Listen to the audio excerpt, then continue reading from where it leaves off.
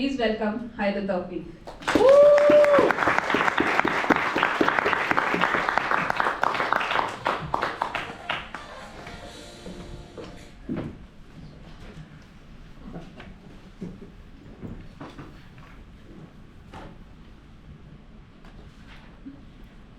Life is about making choices. First, we make these choices, and then these choices make us. I'd like to invite all of you here to give yourselves a round of applause for making the choice to be here today. Give yourselves a round of applause. President Valerie, fellow Toastmasters and guests, ladies and gentlemen, good evening. Good evening. Welcome to Toastmasters Club of Singapore, for those of you who are new here. And for those who are here, you are in luck, because tonight we're going to be talking about how to master speech evaluations. And I promise you, you made the right choice for being here today. Especially for those of you who've always wondered, as a Toastmaster, how do you give great speech evaluations? And if you've never participated in an evaluation contest before, and you want to know some secrets on how you can win, I know somebody who may be able to give you some tips or that little edge for you to take it to the next level. Alright, so my name is Hyder, and as our Toastmaster of the day has mentioned, I'm a charisma coach. I train corporate speakers, TEDx speakers. I've also trained business owners on how to be charismatic for sales and leadership. So, just to share a little bit about myself, I'm also the National Public Speaking Champion for Evaluation in 2024. In 2023, I came in second. I was the first runner-up, losing only to your own very champion here from Toastmasters Club of Singapore, Ernest Chen. Let's give him a round of applause. Thank you, Ernest. He passed the torch to him. Alright, so I learned a lot from him as well. And I've also trained many people across multiple countries, and I've spent 13 years as a trainer. So evaluation is something that I really enjoy. Today's topic for this theme for this entire meeting is joy. Evaluation is something that I really enjoy, but when I started out, I didn't enjoy it. Because evaluation is not easy to do. First and foremost, the speaker that is about to go up here, most of the time, you may or may not know them very well. Most of the time, you don't know them very well. You have to come up with an effective evaluation in only a short time, only a few minutes. For contests, you have no longer than 5 minutes to come up with something coherent, cohesive, most importantly, effective. And how do you know what to give as a feedback? What would be encouraging for the speaker? What would be appropriate? Today we're going to be talking about that, all right? So, what makes a great evaluation? This is a question that I want to ask the Toastmasters in the room. What makes a great evaluation? Shout out to me. Recommendations. Recommendations, okay, thank you, Vlad. What else? Examples. Examples, very good. What else? Encouragement. Yeah, positive feedback. Positive feedback, well done. Alright, so these are all standard things, requirements of a good evaluation. But what makes a great evaluation? What do you think? Clear, actionable feedback. Actionable feedback, very good. Let's give her a round of applause. Fantastic. Alright, what is your name? Anit. Alright, fantastic. What else besides actionable feedback? Show what is expected. Yes. Demonstrate. Alright, demonstrate what's expected. Very good. Okay, so when it comes to great evaluations, there are 3 elements. Okay, 3 elements that make up great evaluation. How do you make an evaluation from good to great? Okay, and I can encapsulate these 3 factors into the 3 E's. Okay, the first one, of course, it has to be encouraging. Alright, for those of you with notes, please take note, because it can make your evaluation go from good to great, right? You want to remember these 3 things. First and foremost, it has to be encouraging. When it comes to evaluating somebody, we give them feedback. Sometimes the feedback that we give, they are not ready to receive or digest. Okay, because maybe it's the manner in which we are delivering the feedback. So first and foremost, especially here in Toastmasters, when we evaluate speakers, it has to be encouraging. Alright? Second E, has to be effective. Okay? It has to be something that is appropriate to that speaker. It cannot be something that's too generic. So for example, oh, you should move around the stage more. Why? Oh, you need to improve your vocal variety. How? Alright? What is it that makes it effective?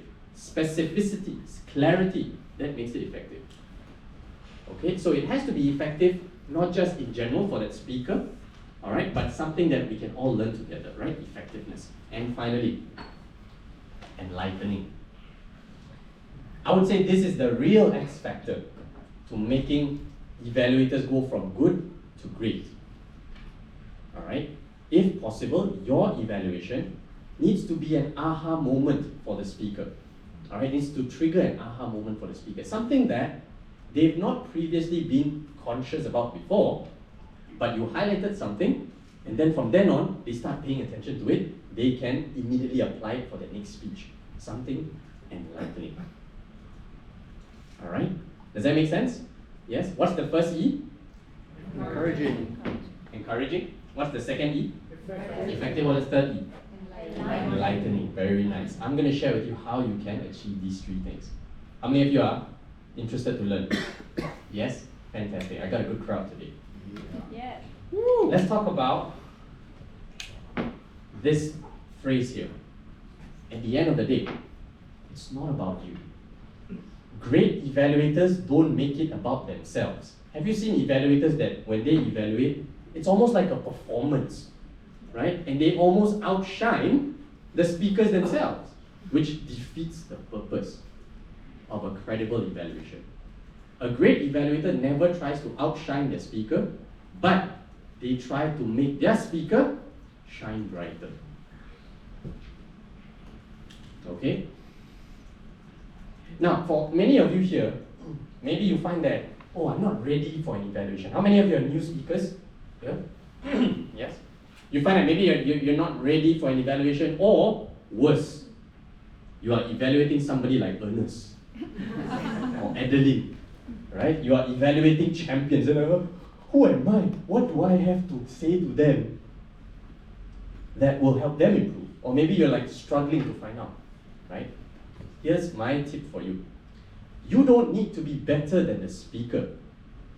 You just need to make the speaker better. Alright? You don't have to be better than the speaker. You just need to find a way to make them better. How can you make them better? Again, it's not about you.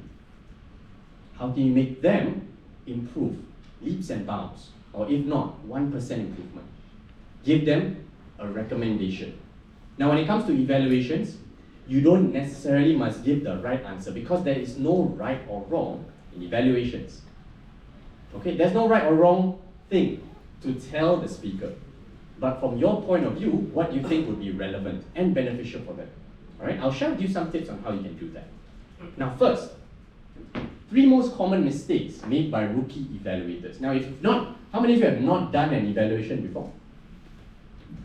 Okay, great. So you won't be making these mistakes. Yes? Alright? Especially evaluators here, later, I'll be evaluating you. Okay, now the pressure is on, right? Alright? So apply these tips, alright? No more making of these mistakes. Now, especially if you intend to participate in contests, you cannot afford to make any of these mistakes. Okay? So this here in Toastmasters is where we practice better speaking, better evaluating, alright? First mistake, what do you think this is?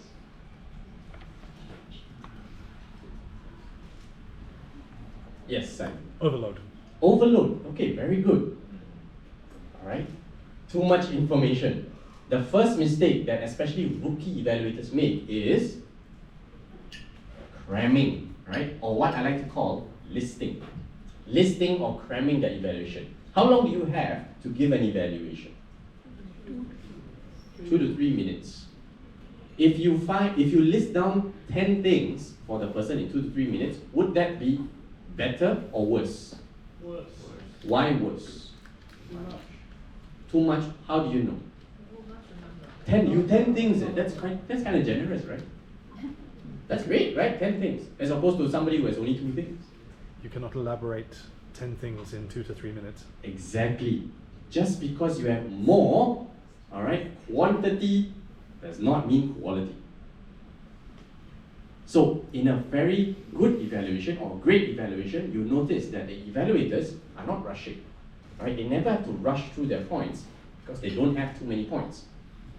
So the first mistake is called listing, right? Listing simply means, all right, so you had good eye contact, that was great, and your hand gestures, that was also wonderful, and then your vocal variety, sometimes up, sometimes down, that was great, and then your speech organization, good, and then your story was also wonderful. So like, okay, everything is great then. But there's no what? Elaboration, there's no depth. Alright, so great evaluations focus on depth, not breadth. Make sense? Okay, so how do you overcome this then? My recommendation for you, okay, or rather something that I always do, pro tip, 2 good points and 2 areas of improvement. That's it. Focus on the 2-2 ratio. Generally, when we do evaluations here in Toastmasters, we want to have more commendations than recommendations, more good points than more areas of improvement. Why? So that it becomes more encouraging, right? But that's not necessarily the case. Sometimes we just have more good points because we can see all the good points, and it's hard for us to find out what is something that we can deliver as a recommendation. Okay, so 3-2 is fine. 2-2 is even better because you have more space or you have more time to elaborate on your points. All right, if you want to practice even deeper, 1-to-1. All right, so 2 points maximum. Focus on 2 good points and 2 points for improvement for that speaker. Great. Okay, so that's the first, overcoming the first mistake. Let's take a look at the second one. What is this?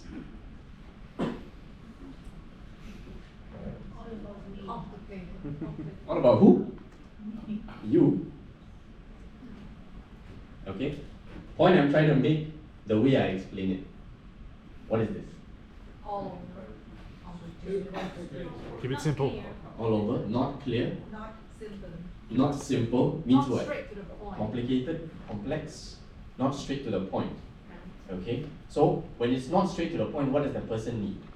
So what do you expect me to do? Okay, what do I expect you to do? Alright, so mistake number 2, no structure, no clear structure. Okay, so for example, say your story was great, you had great vocal variety, but there were some points where you were a bit too loud, so make sure that you don't emphasize too much on those points. But most of the time, you had really good intonation. And I could articulate your words clearly, maybe except for the way you sound articulate, but I think that was fine as well. So back to your good points, blah, blah, blah, blah, and then a little bit of this and a little bit of that. Right? So it's all over the place. So a great evaluation is never a train of thought speech. Okay, you don't simply follow what is in your mind, but you want to structure your evaluation in a way that makes sense. So a simple way to do it, okay, is to focus on this structure. For each point, state what, how, and why. What, how, and why. How many of you have heard of Simon Sinek? Yes? What's he famous for? Start with why, right? He had this thing called the golden circle, right? Where it's like what, how, and why, right? In this case, what, how, and why. For him, the why is the most important. For an evaluation, everything is important. Okay, but there's a reason why the order is like that. Okay, what, how, and why. I'll give you an example. So how do you give a solid commendation? Let's say you find the speaker did something really well. You want to highlight the strength that they had. So, what did the speaker do well? Start with what? And then, how did they do it? Give examples.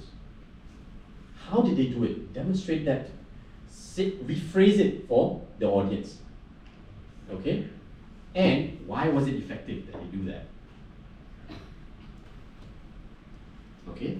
What, how, and why. So I'll give you an example, okay?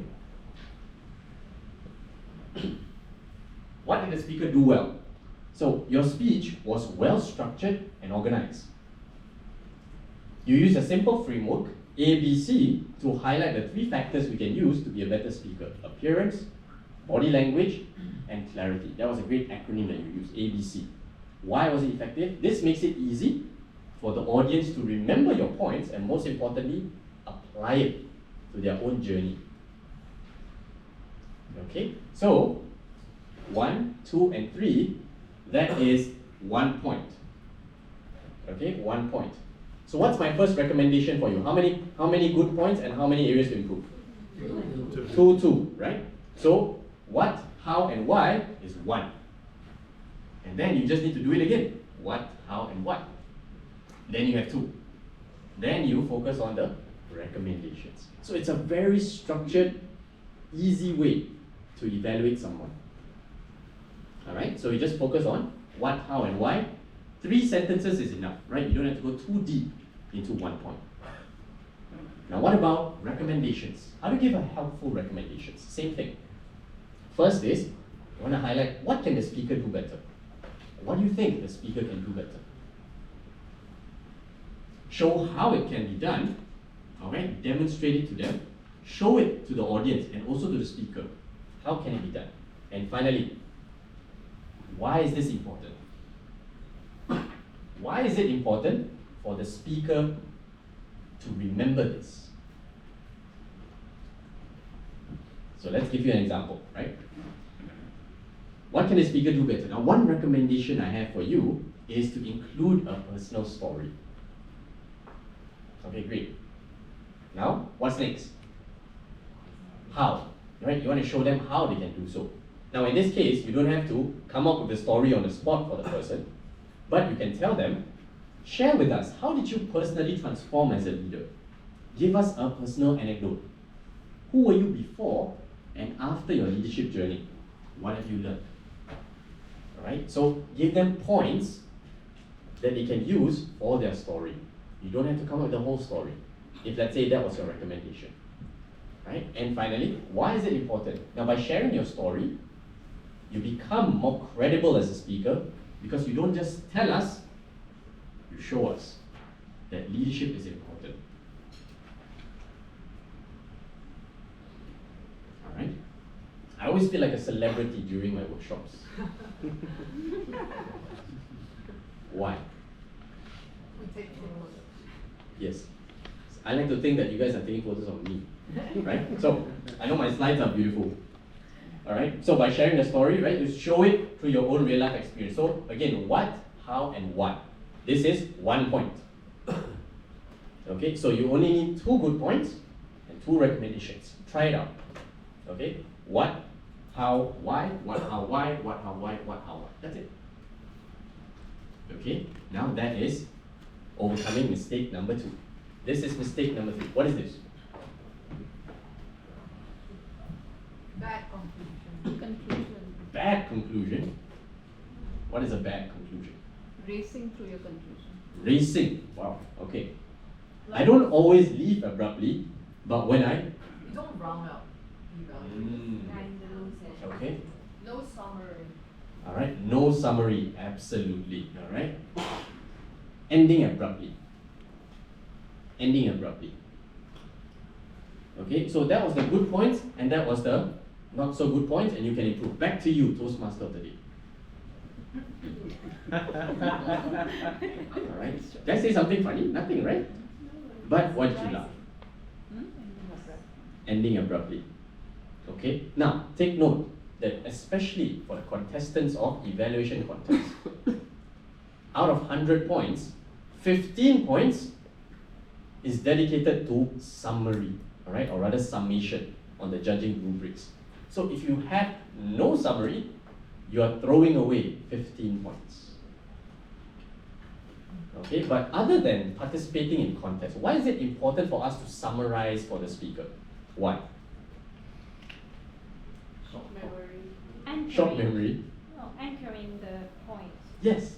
All right, exactly. Because while you may give all all the different points in your evaluation, your speaker may not remember, much less apply everything. So you want to give them a quick summary at the end of your evaluation so that you say, oh, okay, I remember this, I can go home immediately, work on my next speech. All right, so summary, absolutely critical, especially when you're giving a great evaluation. Okay, so that is pro tip. What is pro tip number 3 then? Summarize. All right, summarize at the end. Right, don't forget your summary. Okay, so never end abruptly. Good? All right. So what was the first mistake? See what I did there? Too many. Too much many info. information. Yes, listing or cramming, right? Too much information. So don't list and don't cram your evaluation. If not, you might have to rush. Okay? So keep it to how many points? 2. Fantastic. What's the next mistake? No, keep it simple. Spoiler alert, right? No clear structure. And what do you do to overcome that? What, how, why? Yes, that's right. For each point, just state what, how, and why. You'll notice that just by following these very simple rules, your evaluation is going to have so much juice, so much meat. Fantastic. The speaker will leave delighted and satisfied. Right? Okay, and what's the last one? What's the final mistake? Summarize. Not summarizing, right? By ending abruptly, and you want to summarize at the end. Okay? Okay, this is why you must have summary slides, because that's the time where everybody will take out their phones, take photo of you. Alright, is this useful? Yes? Alright, so whether you are new to Toastmaster, you've never given an evaluation before, or you are an experienced evaluator, apply these tips. Alright, you will notice a difference in your ability to evaluate. Okay? So, some quick do's and don'ts as evaluators. What do you do? What don't you do? First is, don't say that was not good. Alright, especially here in Toastmasters. When you're giving an evaluation, you want to leave out as much negativity as possible. Focus on the way you phrase your words. You don't say, that when you spoke like that, that wasn't very good. Okay, what would that make the speaker feel? Down. Right, a little bit deflated, right? Okay, so what can you say? It would be more effective if you like this. Now take note, this is not just for evaluation, this is a life skill, by the way. It saved me a lot of arguments in my relationship. Okay, now she's like, yes, tell me what would it be more effective for me. I'm like, okay. So it works to some extent, alright? After 5 years in the relationship, it no longer works. But it works for evaluations. Okay? So it would be more effective if you try something else. Next, you should have done this. Alright, taking the moral high ground right there. You should have done this. Okay, in evaluation, especially in giving speeches, there's no right or wrong answer. So there's no should at the same time. Bless you. Okay? So don't say you should have done this. What do you say? You can try doing. You can try doing this, right? Okay, you can say, yes, instead of this, try that. Okay? Instead of moving around the stage too much, try focusing on one spot, rooting yourself there, because that's where your charisma is going to come out. Okay, so instead of doing this, which you did, try this. So I'm not judging what you did, I'm just proposing an alternative. Alright, see what I'm doing there? Okay, there's no judgment here. Next, don't admonish the speaker. Don't pace around too much. You are too distracting. Okay, nobody likes to be told what to do. Alright, so don't admonish your speaker. What can you do instead? Right? Say what you prefer.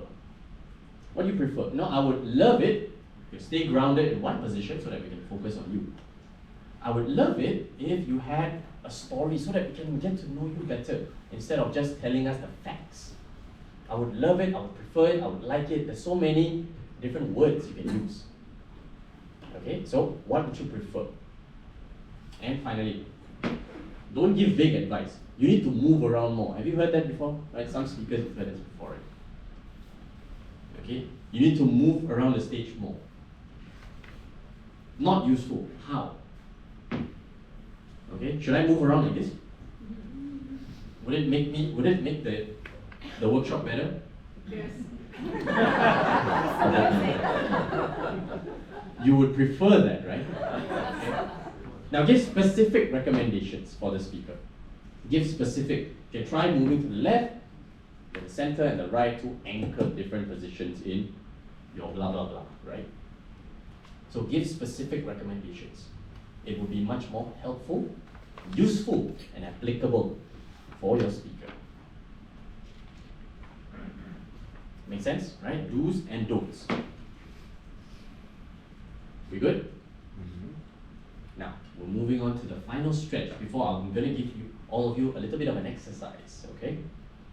So final stretch, how to improve your evaluation skills. Now Vlad has gently requested that I share with you some tips on how you can improve your evaluation skills so that you can one day beat me at evaluation contest.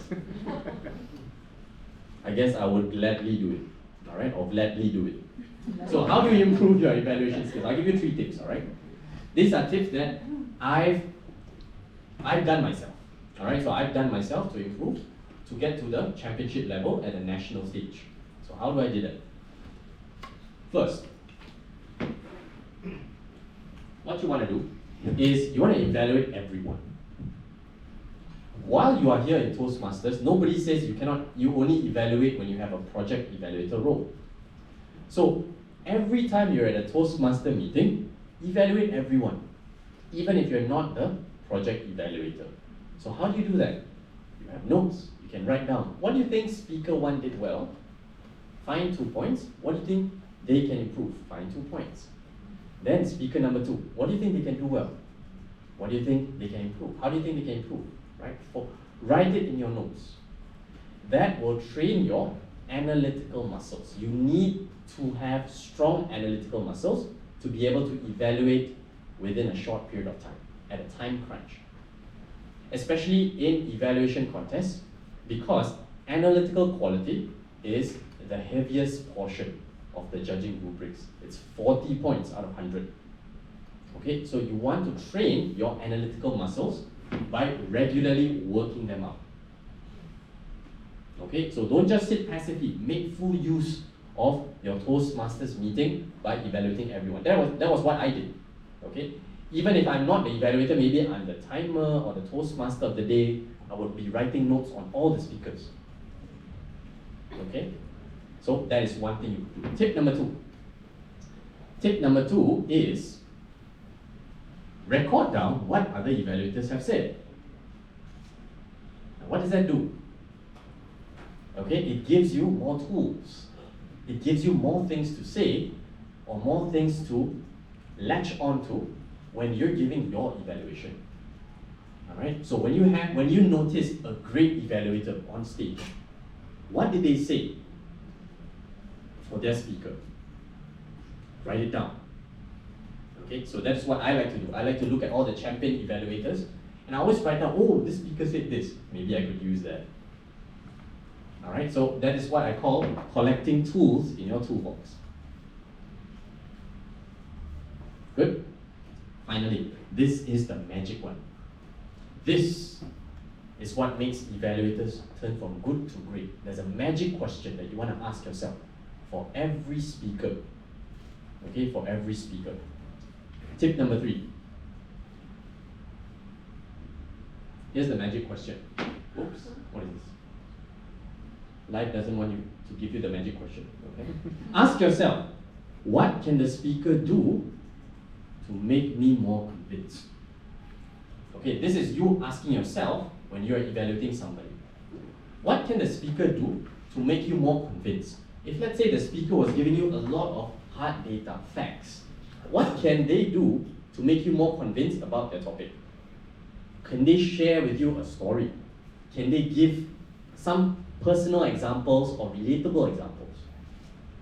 Can they give something that is actionable, tangible for you to go home with and apply in your own life? All right, let's say the speaker gave a speech on mindfulness. So if they talk about how mindfulness was great, how it changed their lives, what's missing then? What's missing is, I would like to change my life too. I want some tips. Could they have included some tips in their speech? Could they have shared on how mindfulness has helped other people as well, not just themselves, right? So these are all the different options that you have when you're doing an evaluation. Ask yourself, what can a speaker do to make you more convinced? All right, and that's where you will start to notice that, hey, they can try this, they can try that. If they did this, I would really like that. I would be very convinced. Okay, then that becomes your evaluation. Good? Great? Yes. Yes. All right, now, time to practice. Ooh. Dun, dun, dun. Okay, now before I share with you what the practice is going to be about, I'll even give you my evaluation template. Oh, Wow. Okay? I'm so confident that I'll give you exactly what I do during evaluations so that one day you will beat me. Okay? So I challenge myself, alright? So this is my evaluation template. When you're giving an evaluation, most of the time, especially contests, you're given one piece of paper, like this, sometimes two. So you want to make sure that you're using that space and your notes really well. And you're organizing your notes so that you will know what to say when you're giving your evaluation. So this is what you could do. All right? What you could do, especially if you have a piece of paper right now, is you could even draw out the template. And you can use it for your evaluation later, for those evaluators who are doing your PE later. Split the paper into half, right? This is what I like to do. I will draw a line in the middle. All right, the speaker's name on top as well as their title, which is usually given to you before the speech. On the right side, that is where I will write down my points. How many points? 2, 2. All right, so usually I write down 1, 2, 3, 4. Okay, so I'll give myself space, adequate space for each point, and then I'll write my examples on the left side. So it looks something like this. Okay. So if let's say I'm writing that, oh, the speaker organized their speech really well. All right. Let's say they organized their speech really well. I'll write that under number 1. And then under examples, I'll write down exactly what they did to organize the speech. I'll write down, oh, they had a really good acronym. Oh, they focused each point in equal length. Or it was very easy to follow their points. Right? So all these things you can write under examples. Okay, and then summary, where does it go? You can just replicate your 4 points right there. I like to write it in the corner. If you don't have time to write down your summary or replicate it in the corner, that's fine as well, because you already have your main points. So you can say, in summary, you did this well, then number 2, then number 3, and number 4, and I look forward to seeing you take off and deliver a greater speech in the near future. Back to you, Toastmaster, today.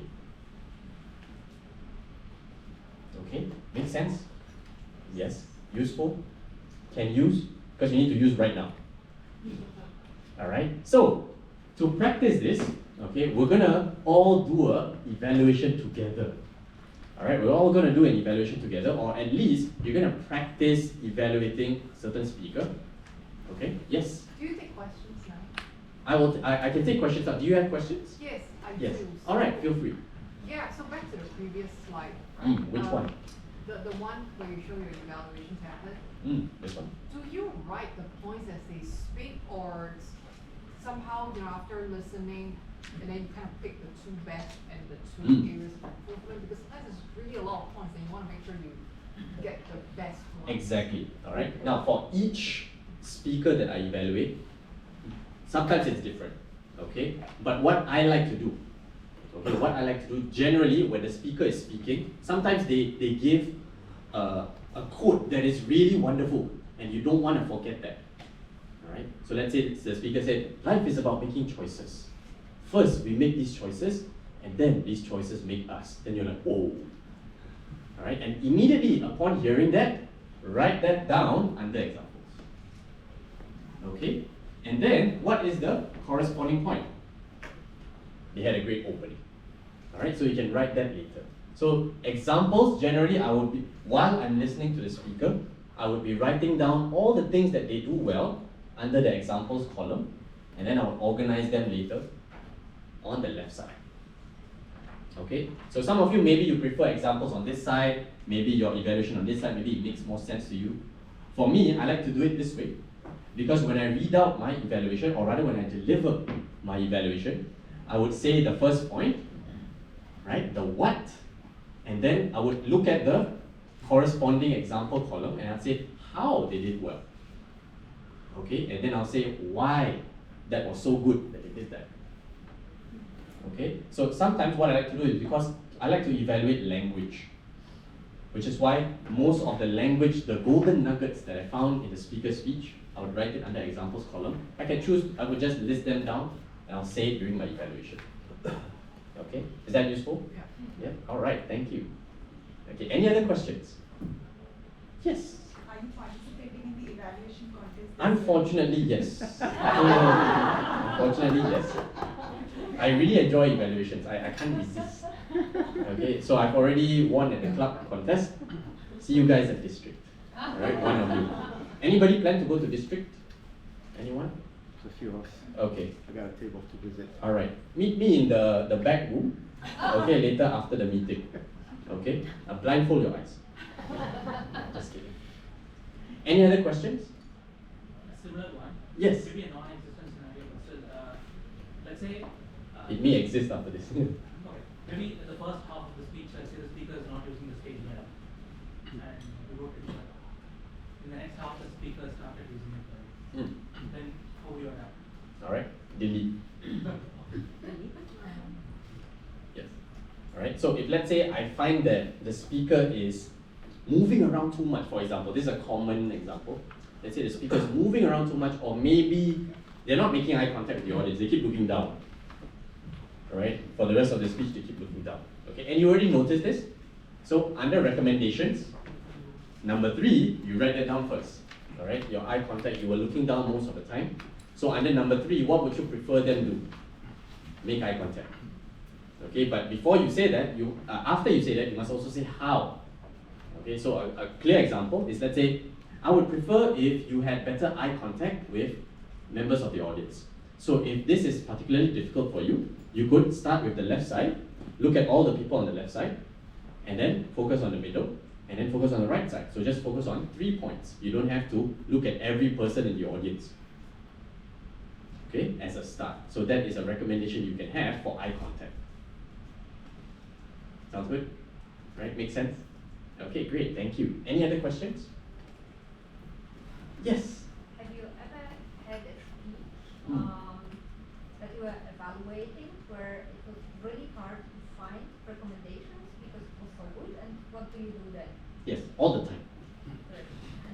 All the time. In fact, there are sometimes if you get, here's the thing, if you're a big fan of speeches, you tend to get absorbed in people's speeches, then you realize that, oops, I'm supposed to be evaluating. Now that's the worst.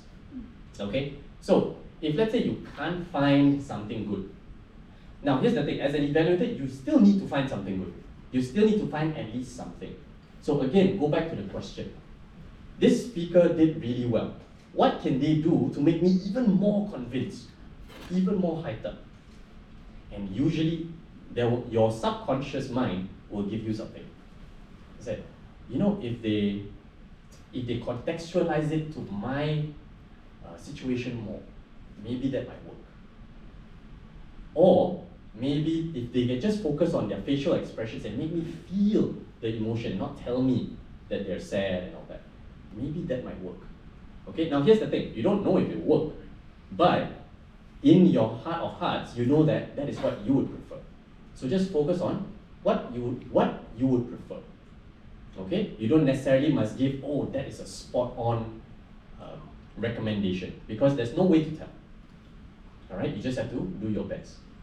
Now here's the thing, if you've seen more speeches, if you've done more evaluations, you're going to have more tools in your toolkit for you to find what is good for the speaker. All right, so always be evaluating. ABE, not ABC. Right, always be closing. That's my profession. Right? But yes. What do you think when people use acronyms to evaluate, and do you personally like using acronyms in your evaluation? In my evaluation? Yes. Okay, so there are certain speakers who do use that. I'm ambivalent on it. Alright, you don't have to do it. So I know a speaker, she is very, her favorite is to use her favorite acronym, and she uses it for everyone. Right? Her acronym is ART, A-R-T. Okay, so A is like what was astounding, and then R is the recommendation. Okay, then T, I totally forgot what is that, even though that also starts with T. Okay, so that is her own acronym. It may or may not work, but here's the thing. My personal take on it, don't be confined by your own acronym. Because many of us, let's say we choose a word, let's say STAR, S-T-A-R, S-T-A-R, and then the S stands for strengths. T is, I don't know what's T, to improve. That's it. Or terminology, right? Then you're like, okay, what is terminology? Then you find yourself being confined to your own acronym. My recommendation, you can use it for a start to try it out. The best is if the acronym is related to the speaker's speech. So if let's say the speaker speaks about cats, so I'm gonna evaluate you based on the acronym MEOW, M-E-O-W. Well, that's great. Alright, if you can find the right word for M-E-O-W. Okay, so M, what was masterful? Okay, right, but it's kind of cliche. Okay, alright, thank you for your question. Anyone else? Great questions, by the way. Anyone else? Alright, is our test speaker here? Yeah? Yes. Oh, there you are. Okay, so we will have a test speaker for all of us to evaluate together, right? Sounds fun, right? Okay, we will have a test speaker, and she will be giving, how long is your speech? 5 to 6 minutes. Okay, 5 to 6 minutes, alright? Timer, you don't have to time her. Okay, she will not be confined by timing, but after she's done, we will discuss what did she do well, how she can improve. Alright? Yes? Shall we take a few moments to distribute paper and pencil? Oh, that would be fantastic. Anybody needs a piece of paper? Alright, great. So we'll have papers here, yes? I also have mine. Now, if you want to be a masterful evaluator, everywhere you go, bring a clipboard. And bring a piece of paper and a pen. Yes, Valerie? During contest, you can bring the paper and all that with you, right? You won't deduct marks if you bring on paper or something like that. Okay, what do you mean by that? Because there are some people who do without paper. Yes. Does it affect? Okay. That's a great question. Okay, so I know all of you are busy. Valerie has a question. She says, is it better if, let's say, you are looking at your notes, or if you do without your notes?